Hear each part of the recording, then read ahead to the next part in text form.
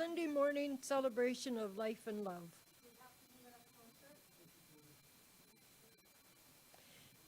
Will you join me in today's opening affirmation?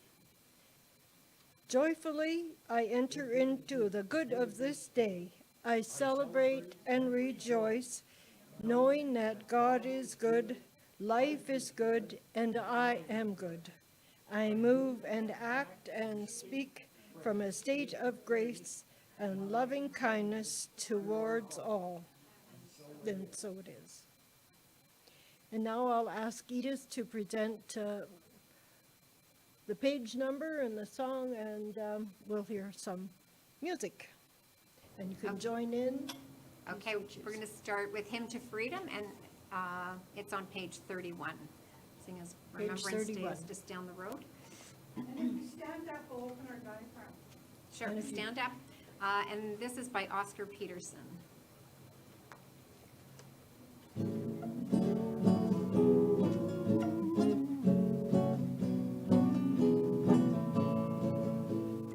When every heart joins every heart and together yearns for liberty, that's when we'll be free. When every hand joins every hand and together molds our destiny, that's when we'll be free. Any hour, any day, the time soon will come when men will live in dignity. That's when we'll be free. When every man joins in our song and together singing harmony, that's when we'll be free. Any hour, any day, the time soon will come when men will live in dignity. That's when we'll be free. When every man joins in our song and together singing harmony, that's when we'll be free. For our next song, it's in your pamphlet that you got. It should be probably at the back of that, or it's called Last Night I Had the Strangest Dream, and it was written by Ed McCurdy back in 1950. And if you've been here for a while, we quite often do that at Remembrance Day time, so you might remember it.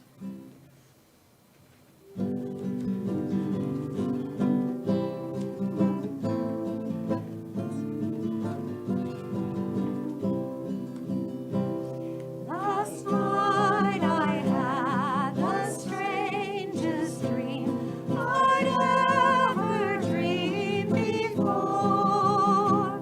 I dreamed the world had all agreed to put an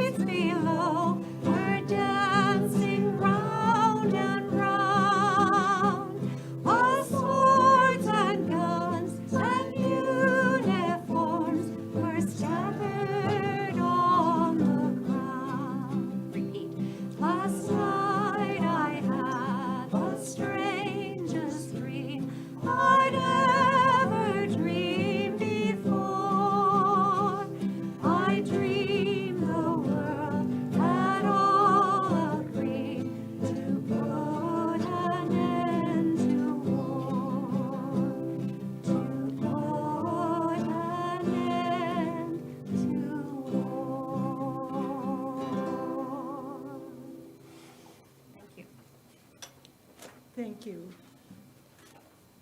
This week is coming up November 11th, so very right on with the music. Thank you.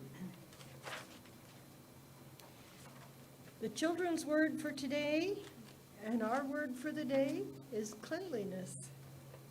When I see all the snow, I see a clean world. It just looks lovely.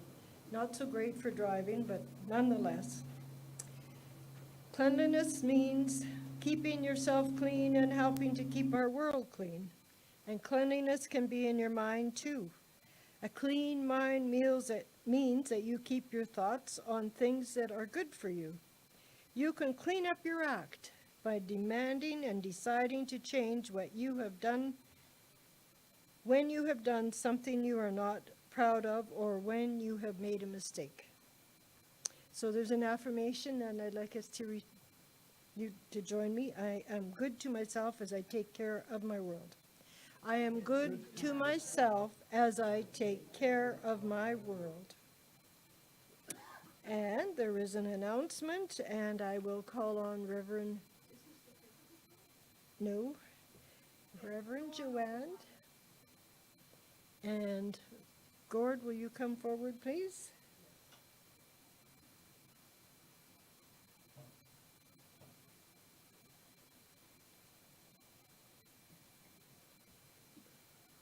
Can we get through there?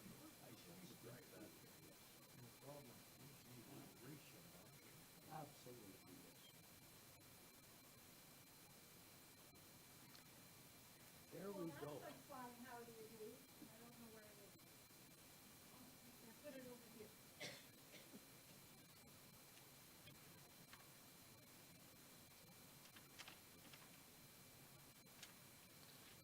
Well, Gord, you have to just take my word for it. Okay. We just finished a class called Change Your Thinking, Change Your Life, and Gord's handy van came 10 minutes before certificates. So, Gord, thank you for being in the class. And Edith was in the class, and Ruth, and Beth, and Debbie. So it's really great to see so many people here. It was life-altering, as all of them are. Gord, here's your imaginary certificate. Wow, thank you so much. That is fabulous. It's like that commercial. I love it. Gets excited about nothing. Absolutely, yes. Thanks, Gord. But I must say to everybody, I just love the classes here. And the knowledge that Ernest Holmes Oh, it's brought right here. forward is absolutely fabulous. But truly, I think the greatest thing is that I am given the opportunity to get to meet and know each and every one of you. And that is truly the best, I think. The classes are fabulous. Look at Oh, that. look at that, it magically appeared. Now you're certified. Now I'm certifiable. Yes, thank you very much. And I also wanted to remind everybody that I'm starting the 4 agreements next Tuesday from 6:30 to 8:30. We have about 8 people signed up. Got another guy, Gord. Yay! So if that's something that interests you, there's a sign-up sheet in the social hall. And, oh, there comes some more that were in my class, Jane and Susan. Okay, and then I'm going to hand it back to Beth. There we go. Thank you very much.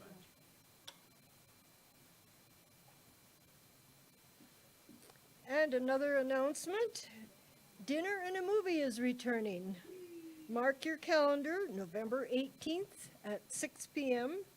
and the movie at 7. So I'm getting stories about the food, and I think it's going to be awesome. I've heard, yes. Anyway, the movie is Remembering Finding Joe. And it's about Joseph Campbell's hero's journey. Joseph Campbell's hero journey. Wonderful. See, everything just falls together. And there is a celebration and gratitude lunch for Reverend Judy on November 20th after service. And if you wish, you can send well wishes to the center and they will print them out and make a presentation. And also, this coming week, Wednesday the 9th, second Wednesday of the month, bingo. And I believe Juliet is taking names, and she needs 4 volunteers. This month, in our Science of Mind magazine, Reverend Dr. Dennis Merritt Jones is the contributor. He does a write-up for each day of the month. I've been following him for a number of years, and I think he is awesome. I really like what he has to say, and I call on Diane to give the reading for today, or a reading that she has picked out. Diane, thank you. Good morning, everyone. Welcome. Our message for today has to do with something a little bit out of the ordinary. It's called Message from Your Dragon. When was the last time you saw a dragon? Other than in a movie, you may say never. Think again. We all have a few dragons in our lives. They come to us in many shapes and sizes. Some show up as our most challenging relationships. Others may reveal themselves through a physical or health challenge or through our financial affairs. Irrespective of their point of origin, we would be wise to remember that we each have a power to tame the beast, but there is something we must do first. The tendency is to withdraw, don our armor, and prepare for battle. There is an abundant power in knowing that our greatest weapon of choice is our next thought. When we react or respond to the intimidating roar of our dragon, dragons don't scare easily, nor should they, because they have something to tell us. Yes, dragons can talk. They are mystical messengers from a different realm of mind and don't reveal themselves to us to scare us, but to get our attention, to teach us something important if we will listen and learn. The next time a dragon shows up as a challenge in some area of your life, rather than running from it or putting it on your armor, consider standing your ground and asking it what message it brings, and then listen intently. You may learn exactly what you need to know to be the hero of the story in your own life. Thank you.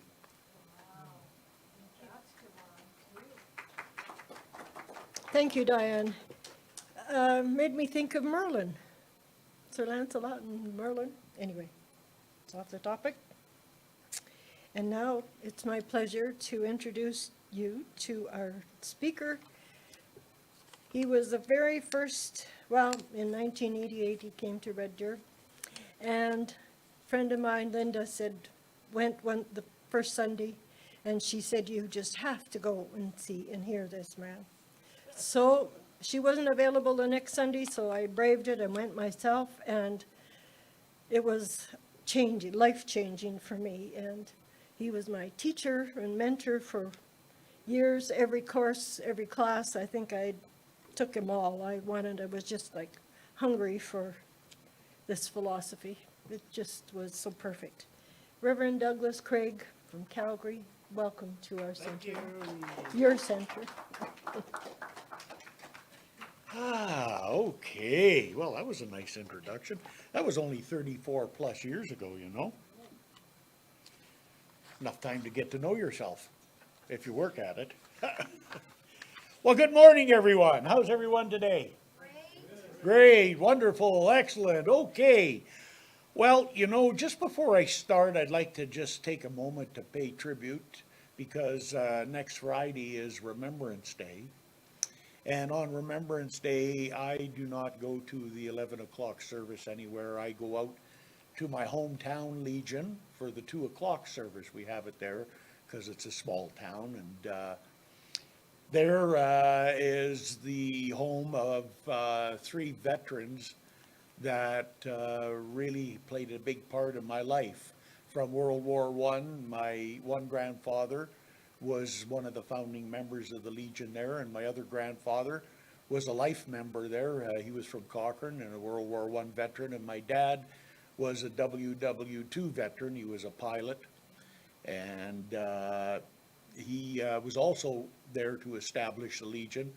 So it's because of the efforts of these 3 men in my life, not only to provide the freedom that we experience today, but the inspiration that they gave me on basically how to be a survivor. okay? How to be a survivor in life. So I invite all of you to think about the people that were in your family that you had a tribute to pay because of this, and just to take them into mind and be grateful for not only what they did to preserve our freedom, but for what they, the individuals, the survivors, gave us to carry forward that was important. So there you go. That's my thing.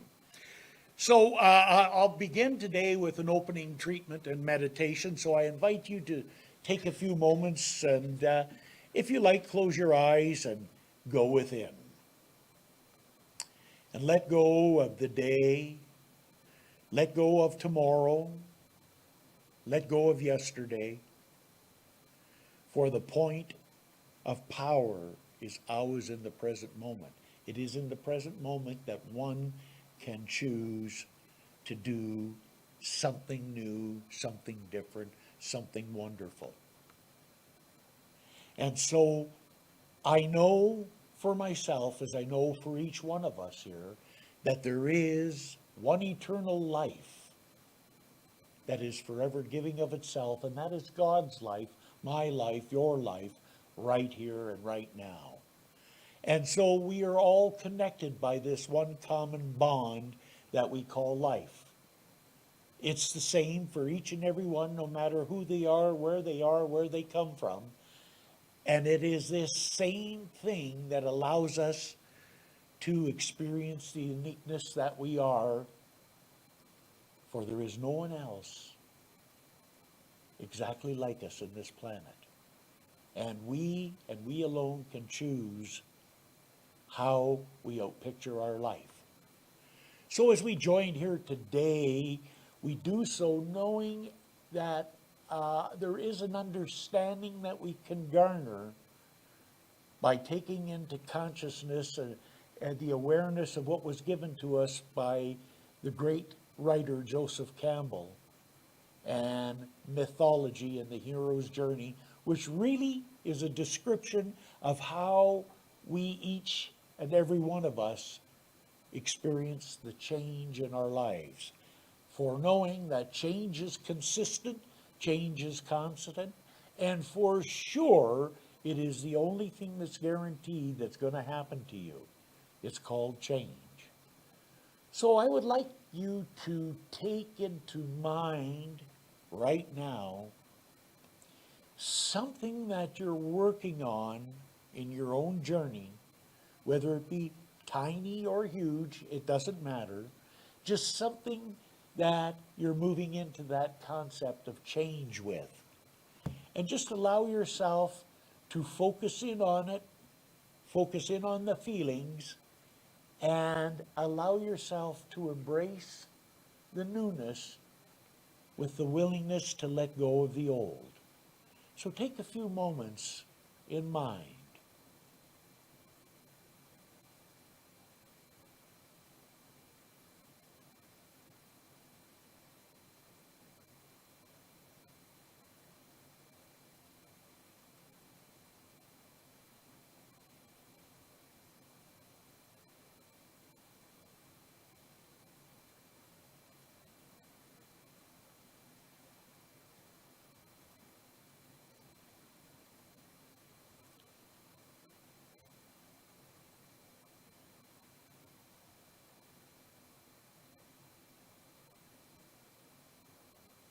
And know that in the process of change, there are always three key elements. There's letting go of the old, there's stepping into the new, and then there's the process in between that we go through in this metamorphosis and in this change. And know that the Spirit is with one each and every way and each and every step on that way. And that what we need to do is revealed to us, and we act upon it, knowing that we are a continual flowing stream of living individuality going forward into this journey called life, expressing the highest and best that we are, and experiencing peace, prosperity, fulfillment, and happiness. So I claim that for each one here. I know it to be so, and so it is. Okay, well, our theme is, for the month, is Living Everyday Wonder. And the concept for this week is home. And the affirmation is, I am a hero of my journey. Now, you might ask yourself, where did that come from? Well, Joseph Campbell said it in his book, you are the hero or the heroine of your own journey. I put heroine in there because this just isn't reserved for men. It's women too. Just in case you didn't know that. We got to be clear on that, okay? And so, or sorry, not Joseph Murphy, Joseph Campbell.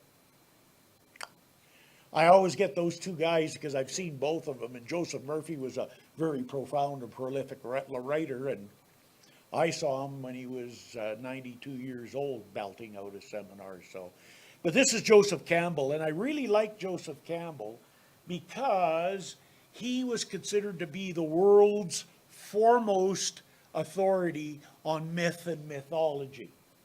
If you ever get a chance to see it, there's a 8-part series that was aired on PBS about myth and mythology with Joseph Campbell. Is phenomenal, absolutely phenomenal. I'm going to talk more about him a little later. But I want to start out with the idea of home is where the heart is. And you know, traditionally, when we think about home, we think about a building or a house or an apartment where we go, and that's our home. Surely it is. And that's a very significant place for us, because that's probably the place where we can be most comfortable and feel the most safe. But there's also other homes too that we go to, not only the physical home, there's our spiritual and mental home, an emotional home, all inside. So you might say, well, it's not 3 different homes, it's only one. Well, you could call it one if you want, with a lot of different rooms in it. All of them functioning in us at one time. And so that is the place that we always go back to when we're looking to get recentered, get comfortable, and begin to move forward for. When I went through one of my changes, one of the things I developed was an idea that was given to me by Spirit. I called it the wounded dog theory. And it goes along with home. Like when a dog is wounded, it will go find a place and it will crawl underneath there and it'll nurture itself and stay away from everybody till it gets healthy, and then it comes out again. Okay? And all animals, by the way, do that. I just use a dog because I happen to like dogs. And you know, there's only one animal that does not do it that way, and that is mankind. Because what we tend to do is we tend to get hurt, retreat, and work to heal, and then we don't come back out again. We lock ourselves up, or close ourselves off, or shut ourselves down, and really basically destroy ourselves by doing that. And that's what we got to do, is we got to know that whenever we're dealing with issues, it's always okay to come home to heal, to get recentered. However, we must take ourselves back out into the world again, because that's what we're here to do. Metaphorically, which was written there in the lesson, home is a place that is holy or wholly known and familiar. That heart-filled place is where we feel safe and fully free to be our unvarnished selves. Oh, I like that. Knowing we belong and that there is always unconditional love and acceptance. It is also the place where the human journey typically begins and ends. And I want to be real clear about this journey and this philosophy. It's not about changing who you are. Who you are right now is okay. And we all got our little quirks and little things that we do, and we just got to make sure all of that is done in an okay way for ourselves. We don't need to do anything. We just need to get rid of all the ideas that we've accepted about ourselves that are not true. that are lies. That there's something wrong with me, I'm not good enough, I'm not smart enough, all of that kind of stuff. Those are lies. Have you ever seen a baby have a problem? I got a great granddaughter, Ann, and she doesn't have any of the problems I do. Why not? That's not fair. Well, the reason is because she hasn't learned all the things that aren't good about her yet. Will she? Unfortunately, that's how it kind of works in this life. We kind of learn that, we kind of go along, and then somewhere along the line, this giant boot comes and just kicks us silly, and then we get into, oh, it doesn't really have to be like that. So we can change how home is, but we have to change, and that's not physical. We have to change our attitude. We have to be aware of our emotional context, and we allow the Spirit to work through us and by means of us so that we can create a greater and better and more interesting life. It's always nice to return home. You know, we were in Canmore for a week. And, you know, even though we were there, it was nice, it was just beautiful. Yet, it's always nice to come home. You notice that? It's always nice to come home. It's always there. But every now and again, you could be rudely shocked about how much you lose perspective on that. When I was in China teaching for 81 days in northern China, first thing I experienced over there was culture shock. And I like Chinese food, so it was okay. Eh? And I knew how to use chopsticks, because if you didn't use the chopsticks, it was by the hands, because they had no utensils where I was, nothing. And you know, that was kind of interesting. I kind of got used to it, but I was absolutely, totally shocked when I come home. And I had a difficult time for about 4 or 5 days getting used to home, because I went through reverse culture shock. Who'd ever thought something like that would happen?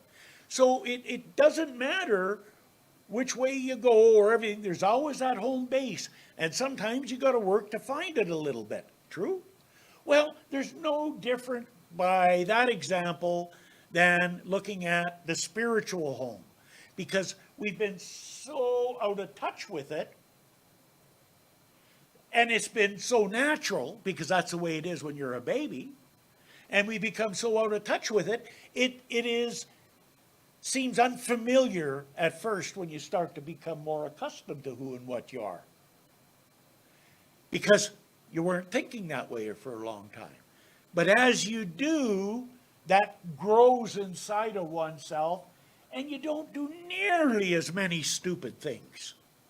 Notice I didn't say you don't do any. Because you know as well as I do, that would be not true. So that's the going home. We always got to know that we come home to the source that's within us. We come home to that power and presence and opening up to it, no matter what the situation or circumstance. As we do it, it will guide us and lead us to what it is we need to do. Now notice, did I say that you're going to like what you need to do? Or you're going to agree with it? Or you're going to do cartwheels when you hear about it? Well, the answer to that is no, it's not like that, because generally speaking, a lot of the things we have to do is we have to give up some of our positions, some of our attitudes that we have about people and things and about most of all, ourselves. It's easy to do. I'm really good with other people. I don't have a problem with it now. I don't tell other people's stories. I just tell them, if they ask me, I tell them what I think if they want to know. Don't ever ask Doug what he thinks if you don't want to know, because I'll tell you. Anybody do that and get in trouble? All the time, but I don't care about that. That doesn't matter, because I know what my intention is. I know what I'm doing. What the problem I have is talking to this person inside. And all that time, that's that negative self-talk. You all know what I'm talking about. We don't have to get into it. Everybody has it. It's that person inside that is the most difficult to talk to in a nice way. I've actually been kind of practicing this because I come across something in a class called praise, and I'm going to be working on that and talking about it in the new year. But it's saying good things about yourself to yourself while you're doing them. And I've been trying to practice that. Do you know, I've been having a hard time with that? Try it. Try saying, God, are you ever good at what you do? I was looking in the mirror today and going, God, do you ever look good today, Doug? And I'm going, oh, geez, what the hell's going on here? I'm having a problem with that. You all understand that, right? And I was just been astounded at how hard it was for me to say nice things about myself. But if I want to come home, I got to start doing that. You might say, I'd rather think about other people, say nice things about them. Well, don't put yourself on the back burner because you'll forget about it and you'll boil over. Don't do that. Put yourself right at the front. And then everybody else will benefit from it. Do you know how many people have benefited for me deciding to be nice? Do you know how many? Do you know how many people are alive today because of it? I'm not bragging or nothing. I'm telling you straight facts. I'm telling you dozens of them. Okay? And that's just because I decided that the way I was doing it wasn't working for me and to do it differently. And when you do that differently, you can inspire and help other people and allow them to inspire and help you. You never know where you're going to get your next little thing. I picked up a ditty yesterday in a class. It was about fail. And it's first attempt in learning. That's what fail's an acronym for. The first attempt in learning. Take that one out. Okay, so now I want to go into the hero or the heroine's journey in mythology and the significance of it, because that's what really the crux of the whole thing is. And it's Joseph Campbell. He's kind of like a hero of mine. He said, we must be willing to let go of the life we planned so we can have the life that is waiting for us. That's pretty deep. We have to learn to let go of the life we planned so we can have the life that's waiting for us. Man, when I started doing that, well, I was letting go of my old career, and all of a sudden I'm a professional accountant and a professor, and all of a sudden I'm a minister, and I'm a Rocky Mountain mountain man and tour guide, and I'm a professional Santa Claus. None of that was in the cards when I was trafficking narcotics in the gang business. Who the hell would do something like that if you're doing this? Nobody. But that's where you can go with it. I had to let go of the life I had planned, and it wasn't that great when I was in that business. I had it planned to have the life that was waiting for you. This is what's been waiting for me. I didn't know that, but am I happy about letting go of the others? Absolutely. That's what you got to be willing to do. People say, well, what's next? I said, how do I know? I got a couple of things in the bucket list, but how do I know what's going to happen next for me? I don't. Well, how do you know you don't? Because I've never known all the way along. So what makes me think I'm that smart now? All I got to do is be willing to take the next step, because that's where it's leading me. And so Joseph Campbell also said, a hero ventures from the world of common day into a region of supernatural wonder. Fabulous forces are there encountered, and a decisive victory is won. The hero comes back from this mysterious adventure with the power to bestow boons on his fellow man. Boons are things that are helpful or beneficial to people. So there is a process that we go through when this happens. And it's kind of like a three-step process. First is leaving home. It's called the departure. And then there's the initiation. So you leave home to go on this trek to accomplish this thing. Then that's the initiation. You're initiated, and then you return back home. Okay? That's the journey of the hero or heroine through myth and mythology. And that's the journey of every one of us through change. No matter how big or how small the change is, that's what we do. So why is that? Well, home is where we are now. The ego loves it. We all know that. The ego's comfortable even in its misery because it knows what its misery is. Sadly, I worked with, when I was up here with a few ladies that were physically abused in the women's shelter. And sadly, women need to be physically beat up about 25 to 30 times before they finally had enough and leave. I hate to say that, that's the stats. And I had that working with them. They just can't leave because, and I'm using this as an example, but it's the same thing for everybody, because home, where you're situated, is familiar and the ego's comfortable with it. It knows, even though this is going to happen, that's going to happen, it knows that.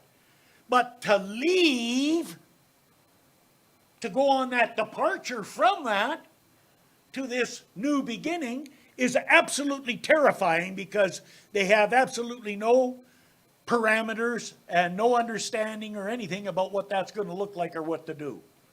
So that's why it takes so long. Okay? I had a couple that I worked with in our center that finally got into the position of doing that. Best thing that ever happened to them. Okay?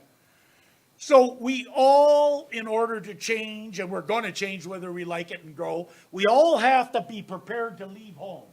That's leaving home is leaving where we are now.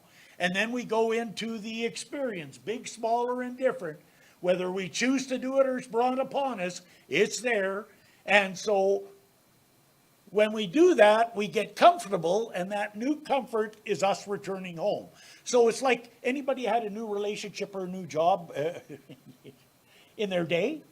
And you know, when you get the new job or new relationship, you're stepping out from the way it was and into this new experience, and it's all these feelings and all these thoughts and all these emotions that are going all over the place. And then the job or the relationship, you sort of start to work in with it. And then that becomes your new standard or your new home. Okay? So your home is always where you're at in consciousness and in your life. And when you decide to leave home to make a change, you're going to go through that process. And then once you get comfortable, then it's the new comfort zone. And so there's the two part. There's the uncomfortableness of the change and the new experience. And there's the uncomfortableness of letting go of the old. So the only one way to deal with the uncomfortableness of the new experience, it's called do it. That's the only way. You're never going to get over that uncomfortableness of it unless you do it. And then the other part is the letting go of the old experience. And that we have to grieve. Okay? Because it's like a death. A part of us is going to die when we let it go. And you might say, well, that's extreme. That's ridiculous to think it's that way. Anybody had a bad habit they haven't been able to kick yet? Or had one that was terrible? Yeah. Okay. Sure, we need to do that, but it isn't easy because there's a lot of pain because ego is familiar with the old home and it's getting buried. The new home is going to be prepared here. And so we have to let that go. So that pain is a natural part of evolution and growth. It's a natural part. Do you think that the caterpillar had any pain after it weaved the cocoon and went inside and went through the transformation process? Messy. Terrible. But it did come out as a butterfly. Just like us. It's a little bit messy, a little bit terrible. We're in the darkness of the womb or the tomb. But then we come out the other side and rise like the phoenix, rise like the butterfly into our new experience. And whether it be small or big, we're continually doing this as we move through life. The Master Class article said, "The hero who goes on an adventure learns a lesson, wins a victory, and with newfound knowledge and then returns home transformed. And again, that's not out there, that's all in here, working out there. Okay? You take it out there in form to work it, but it all happens inside. Woo, that's a lot. So, Michael Beckwith said something too that I really liked. He said that in life visioning, he said that pain pushes until vision pulls. Pain pushes until vision pulls. Pain pushes us until we make the change to decide to go over to where the vision is, and then the vision pulls us through it. Okay? That's the process that we go through. And what, in conclusion here, I got one of the greatest gifts you can give someone is thanking them for being part of your life. And the last thing here, I'll close, from Albert Einstein, and I love it. Stay away from negative people. They have a problem for every solution. So as I go forward, I know the truth for you and me, that change and the hero's journey and the heroine's journey begins right here, right now. And with this new understanding, we step forward, embracing the opportunity to experience peace, prosperity, fulfillment, and happiness, and be willing to cast aside all of that does not serve us. So we go forward, we know it to be so, and so it is. Whee! Oh.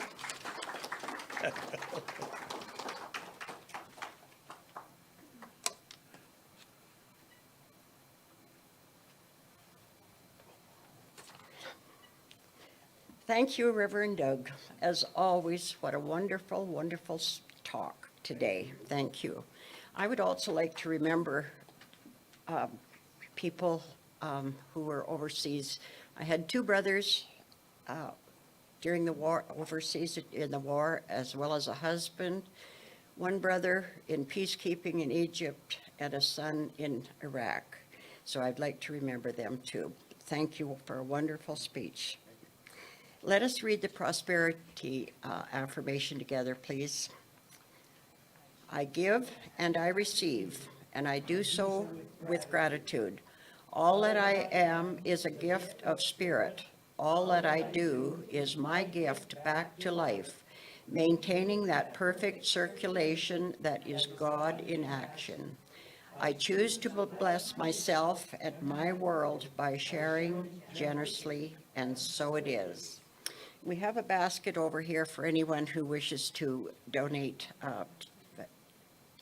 in giving, and there are sign-up forms are available for those interested in signing, and you may make donations to the CSL either by mail or through giving here. Edith, I believe you have a song for us today. We're going to do It Starts in Your Heart. And that's by Scott Johnson. It Starts in Your Heart.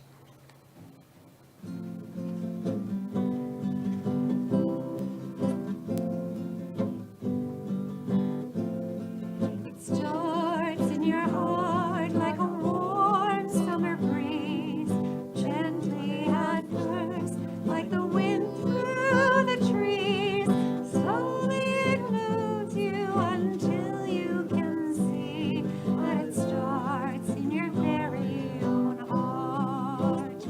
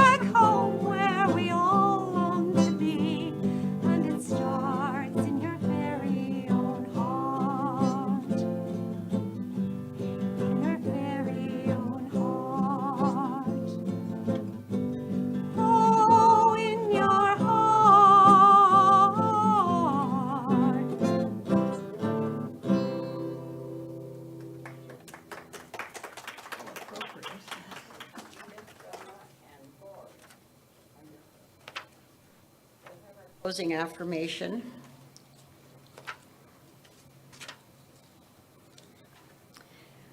I step into the events of this day with enthusiasm, vitality, and a calm expectation of good. As I expect good in every situation, that is what I receive. It is done unto me as I believe, and so it is. And the band again, and we'll sing I Love Myself on page 33.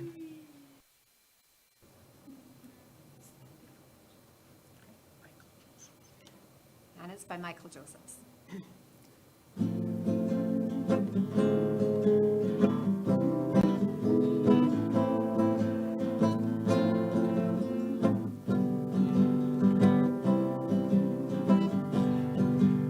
I love myself the way I am. There's nothing I need to change.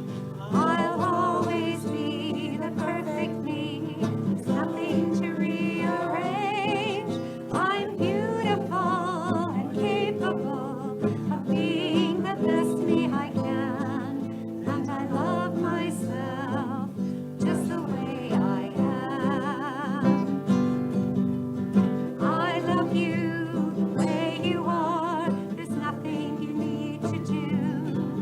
When I feel the love inside myself, it's easy to love you. Behind your fears, your rage and tears, I see your shining star. And I love you just the way you are. I love the world the way it is, 'cause I can clearly see that all the things I judge are done by people just like me.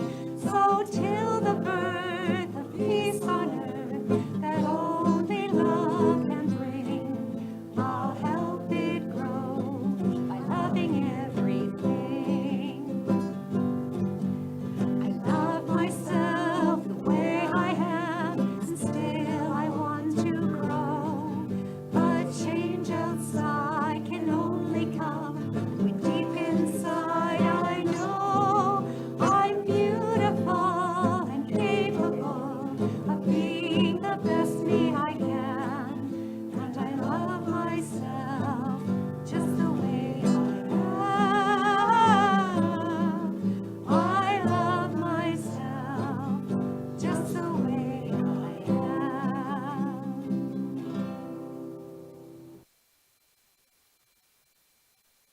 You do the closing treatment? Thank you. Thank you, Reverend Doug, for this wonderful talk today. It is so fabulous as I come out of this today knowing that I am supported and I am part of a creation of an infinite God. It is wonderful to know that I can leave home and always come back home to that loving, generous support that is God. I am so grateful that I can go forth and fulfill my life fully and completely. All my dreams come true. And so it is. So it is. We'll have our closing song. It's on page 114.